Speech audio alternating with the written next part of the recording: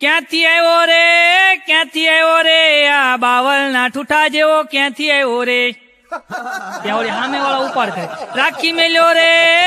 મેલ્યો રે તારી શેડાળી છોડી હારું રાખી મેલ્યો રે આવા ફટાણા હોય કેવા ફટાણા ગાય ખબર